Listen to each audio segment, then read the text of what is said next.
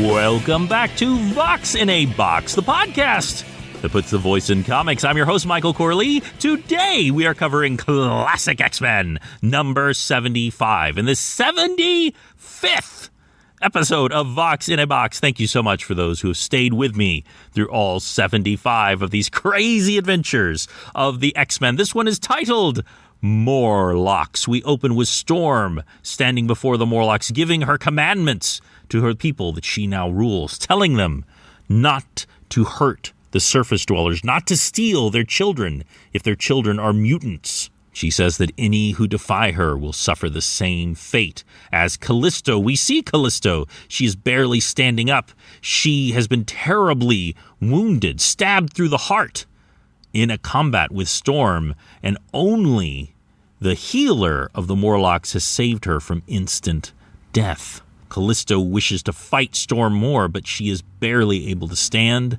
Storm picks her up and gives her to Sunder, the super strong Morlock, and tells him to take her back to bed. We see Nightcrawler thinking that he's very concerned because Storm was willing to kill, if necessary, to stop Callisto. And this change in her is something that he does not like. Back to Anchorage, Alaska. We see flames. It is surely the Phoenix, right? No, there's just a lot of flame metaphor with this new character of Madeline Pryor. That is the woman that Scott Summers, Cyclops, has begun to date, who looks exactly like Jean Grey. And she wakes up from a nightmare saying, "No!" Cyclops comes running in and holds her until she calms herself. She explains that on September 1st, 1980, later on comics stopped putting such specific dates down because it does really date the comic. But here we go. September 1st, 1980, she was in a horrible plane crash. Remember that Madeline Pryor is a pilot, and she was the only one who walked away.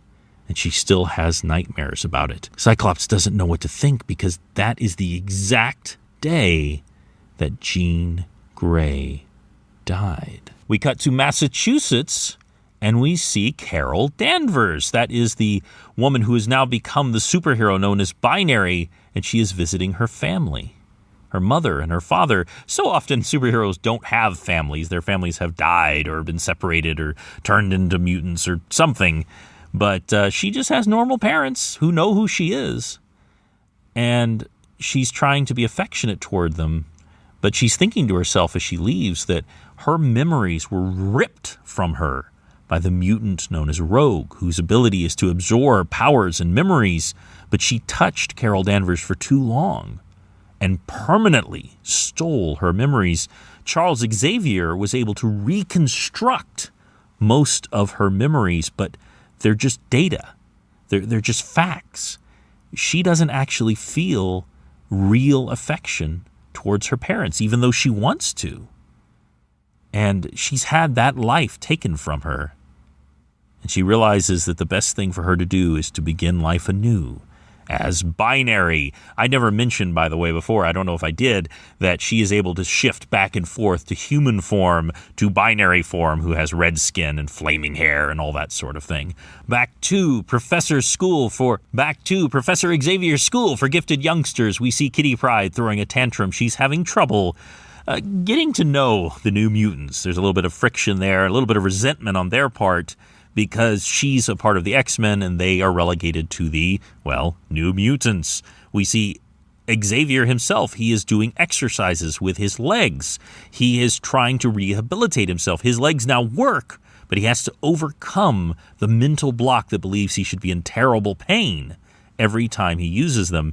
Lilandra, who's wearing human workout clothes, which I absolutely love, that the Empress of the Shi'ar Empire is in gym shorts, is helping him, and he's saying, is there anything else we can do? And she playfully says, well, we could play doctor.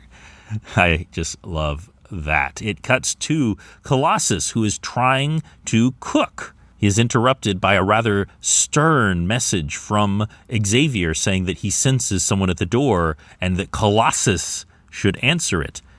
Peter takes that as a note of possible danger, that he was addressed by his code name rather than as Peter. He shifts into his armored form, opens the door, and who stands before him? It is Rogue. Rogue is one of the members of the Brotherhood of Evil Mutants who has the ability to absorb other people's powers and memories simply by touching them, which also knocks them unconscious. She has also permanently stolen Carol Danvers' powers of flight and partial invulnerability and super strength. But Rogue is saying, no, wait, don't hit me, please. If you don't help me, I'm as good as dead. We see all of the X-Men surrounding Rogue. That includes, by the way, Nightcrawler and Kitty and Storm are all back from their adventures under the Morlocks. And Professor Xavier is saying that he scanned her. He can't truly read Rogue's mind because she has Carol Danvers' memories in there as well. The two thought patterns are setting up an interference, and he can't do a deep probe, but he can tell that she did truly come alone. Rogue is asking for help, that her powers are out of control. She can't control touching someone. She can't control taking their powers. And having accidentally stolen Carol's memories, they're constantly haunting her. She's having trouble distinguishing what's Carol's memory, what's her memory. It's driving her insane. Only a powerful telepath like Xavier can help her. All of the X-Men, especially Kitty, are opposed to having Rogue join. They don't want this dangerous criminal joining them. But Rogue is curled up in a ball. She's shaking. And Xavier is saying that we all deserve a second chance. And she's of no danger to us right now. But the X-Men are miffed off, and Kitty says, I want to hit something. And so they head to the danger room. Illyana Rasputin, that is Kitty's roommate and Peter Rasputin's younger sister, is setting up the danger room. Illyana has a special program that she's come up with. She activates it and turns the danger room into the court of Belasco. That is the demon lord of Limbo, the horrible experience that the X-Men had where they saw their own deaths, where they saw them being twisted, where they barely escaped with their souls, and where poor Illyana was trapped for 7 years. It's almost as if Illyana didn't mean to program this, as if some part of her subconscious had done so. When she sees Belasco's face, she goes into almost a catatonic state. Kitty runs forward and stops the program, asking her, what were you doing? And Illyana's eyes begin to glow red. Suddenly, in her hands, a glowing sword, a glowing white sword appears.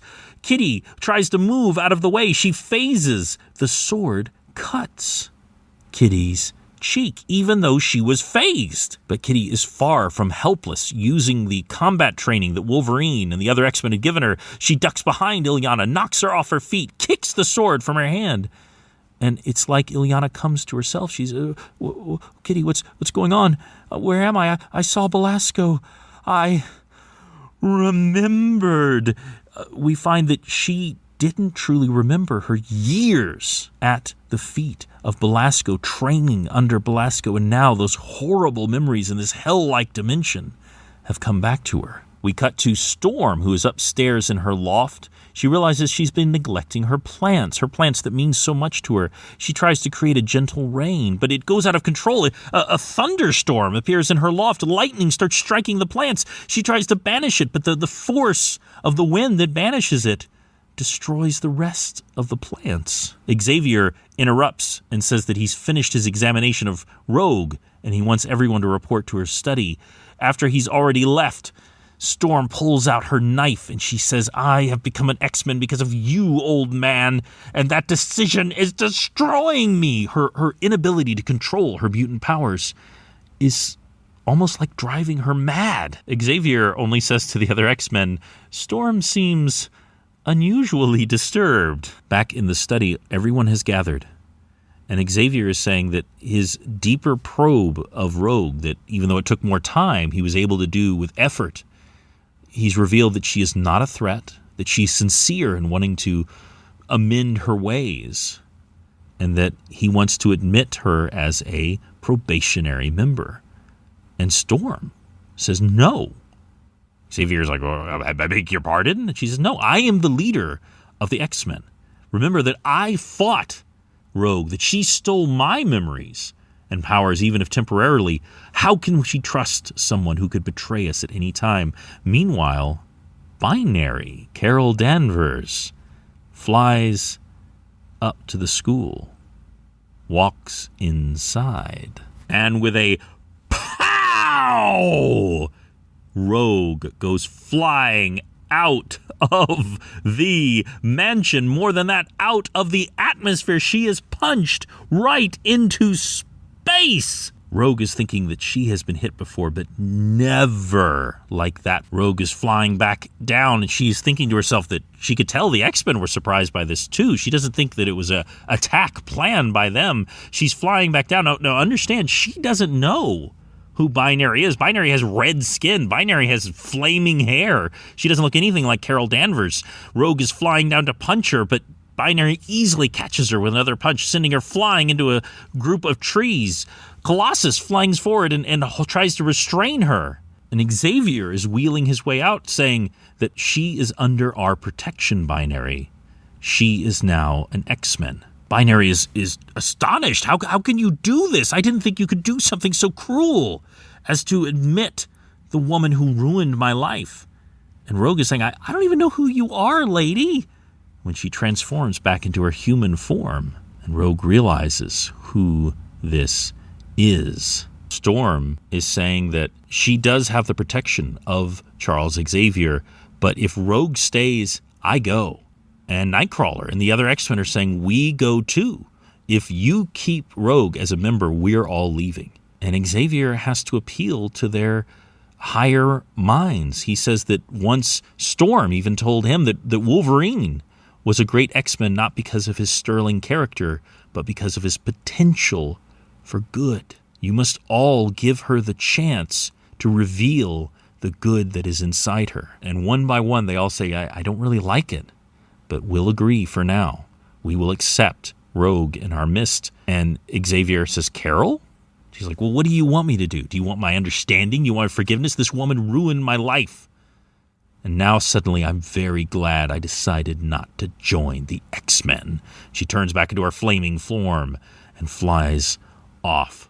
The only one who hasn't said for sure whether they're staying or going is Storm. She walks off into the woods by herself, and she's having to decide, who am I going to be? Am I going to be Aurora, the woman I was before the X-Men? Or am I going to be Storm, the woman who leads the X-Men? And if I choose to leave, what kind of woman will I become? And that ends Classic X-Men number 75. And we have the joining of Rogue. This is a big change for the X-Men, one of the key members. And as of course, if you remember, if you've watched the X-Men movies, a rather central character of Rogue. I hope you have a wonderful day.